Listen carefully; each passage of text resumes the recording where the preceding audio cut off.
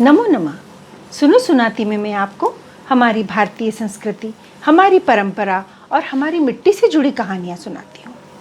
और आज की कहानी है एक विशेष कहानी। आज है 20 सितंबर और आज ही के दिन 1942 में एक किशोरी युवती ने हमारे देश की स्वतंत्रता के लिए, अपने देश की स्वतंत्रता के लिए अपना सर्वस्व न्यौछावर किया था। और यह 17 वर्षीय युवती थी कनकलता बरुआ। तो आइए सुनते हैं कहानी कनकलता बरुआ की। आसाम में पहले अहोम वंश के राजाओं का शासन था। उन्हीं के मंत्रियों के वंशज थे श्री कृष्णकांत बरुआ और उनकी पत्नी थी श्रीमती कर्णेश्वरी देवी।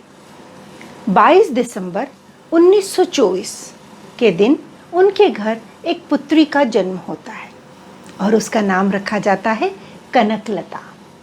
कनकलता अपने पिता के साथ धीरे धीरे बड़ी हो रही थी। उनके माता पिता बेहद ही साधारण इंसान थे, किसान थे, लेकिन वे समाज सेवी भी थे। कनकलता की माँ की मृत्यु तब हो जाती है जब वो मात्र 5 वर्ष की बच्ची थी। लेकिन उसके बाद उनके लालन पालन में उनकी नानी का योगदान काफ़ी है। हालांकि कनकलता की दूसरी माँ जानकी बरुआ ने भी अपनी इस पुत्री को काफ़ी सहयोग दिया था। अपने नाना के साथ नानी के घर में कनकलता जब जाती थी तो मामा देवेंद्रनाथ के साथ अनेक सभाओं में जाती थी जहाँ राष्ट्रभक्ति की बातें होती थी। ऐसी ही एक सभा में वे मात्र 7 वर्ष की उम्र में गमेरी गांव में गईं और उस सभा के अध्यक्ष थे श्री ज्योति प्रसाद अग्रवाल। ज्योति प्रसाद अग्रवाल जी असम के प्रसिद्ध कवि थे और उनके द्वारा लिखे गए राष्ट्रभक्ति से भरे हुए गीत आसाम के गांव-गांव में, घर-घर में लोग गाते थे। और उन्हीं के भाषण को अपने मामा के साथ छोटी 7 वर्षीय कनकलता ने सुना और यूँ समझिए बस इन्हीं सभाओं के माध्यम से उस नन्ही बच्ची के हृदय में राष्ट्र प्रेम के बीज पनपने लगे थे। किंतु जब वह 13 वर्ष की हुई तो उनके पिता का साया भी उनके सर से उठ गया था। और जब दादा को यह बात पता चली कि कनकलता इन सभाओं में जाती है, स्वतंत्रता संग्राम की सभाओं में जाती है, तो उन्हें अपनी बच्ची की चिंता हुई और उन्होंने जाने से रोक दिया। किंतु माँ जानकी बरुआ ने अपनी बेटी को सहयोग दिया और माँ के सहयोग के कारण कनकलता धीरे धीरे उन सभाओं में जाने लगी। श्री ज्योति प्रसाद अग्रवाल जी ने एक मृत्यु वाहिनी बनाई थी। स्वतंत्रता के लिए दीवाने लोग थे उस मृत्यु वाहिनी के सदस्य, और कनकलता वह किशोरी युवती, वह भी मृत्यु वाहिनी की सदस्य थी। 1942 में समूचे देश में भारत छोड़ो आंदोलन गूंज रहा था। श्री ज्योति प्रसाद जी को लगा कि आसाम में भी हमें कुछ ऐसा करना है और थानों के ऊपर भारतीय तिरंगे को लहराना है।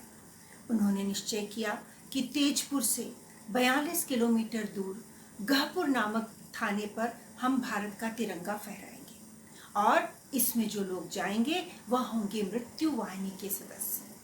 तो 20 सितंबर के दिन सुबह अपने भाई बहनों और माँ से विदा ले कनकलता घर से निकल पड़ती है। उसमें बेहद जोश था। मृत्यु वाहिनी के सदस्य साथ साथ में जुड़ते जाते हैं, पूरा एक काफिला आगे बढ़ता जाता है और सभी लोग पहुंच जाते हैं गहपुर थाने के पास में। कनकलता के हाथ में हमारे देश का झंडा था। थाना प्रभारी थे PM सोम। उन्होंने जोर देकर कड़क आवाज में कहा, आप में से कोई भी थाने में प्रवेश नहीं करेगा। अगर किसी ने किया तो वह गोलियों से भून दिया जाएगा। लेकिन कनकलता ने झंडा हाथ में उठाते हुए उनसे कहा, हमारा आपसे कोई झगड़ा नहीं है, आप हमें अंदर जाने दीजिए। हम सिर्फ थाने के ऊपर भारतीय तिरंगा फहराना चाहते हैं। लेकिन थाना प्रभारी ने जोर देकर कहा, अगर 1 इंच भी आगे बढ़े तो गोलियों से भून दिए जाओगे। और उस वक्त कनकलता ने जो कहा वह शब्द आज भी प्रेरणादायक है। कनकलता ने कहा, आपकी गोलियां हमारे इस नाशवान शरीर का तो नाश कर सकती हैं, किंतु हमारी लोहे से बनी आत्मा को नष्ट नहीं कर सकती। भारत माता की जय। और नारों से समूचा वातावरण गूंज उठा। करेंगे या मरेंगे, स्वतंत्रता हमारा जन्म सिद्ध अधिकार है के साथ सभी युवक युवती आगे बढ़ने लगे। लेकिन तभी गोली चली और सीधे कनकलता को लगी। कनकलता लड़खड़ाई, लेकिन उसने झंडे को नीचे झुकने नहीं दिया। दूसरी गोली चली जो सीधे कनकलता के सीने पर लगी। उसे गिरता देख कनकलता के साथी मुकुंद काकोती ने झंडा उठा लिया, लेकिन झंडे को गिरने नहीं दिया। कनकलता वहीं गिर गई थी। उसके बाद जो गोली चली उससे मुकुंद काकोती भी नीचे गिरने लगे। लेकिन दीवानों की कमी नहीं थी। मुकुंद काकोती को गिरता देख बात तो जैसे होड़ लग गई। हेमकांत बरुआ, खगेश्वर बरुआ, सुनेश्वर राजखोवा, भोला बरदले एक एक करके आगे बढ़ते गए, गोलियों को झेलते गए, लेकिन हमारे झंडे को, तिरंगे को नीचे नहीं गिरने दिया। और आगे बढ़ते बढ़ते अंत में रामपति राजखोवा सफल हुए गहपुर थाने में तिरंगे को फहराने के लिए। यह उन युवाओं की जीत थी, उनके जोश की, उनके निष्ठा की जीत थी। इस देश के लिए, हमारे देश के लिए मर मिटने की जीत थी कि हम स्वतंत्रता के लिए कुछ भी करने को तैयार हैं। कनकलता बरुआ और उनके साथियों को आज सुनो सुनाती की ओर से, हमारी ओर से श्रद्धांजलि। आज भी हमारा युवा चाहे तो बहुत कुछ कर सकता है। आज हमें देश के लिए इस तरह मरने की जरूरत नहीं है, किंतु अगर हम चाहें तो आज का युवा आज हमें आर्थिक आज़ादी दिला सकता है। आर्थिक स्वतंत्रता हमें हमारे प्रधानमंत्री के आत्मनिर्भर भारत के माध्यम से मिलेगी।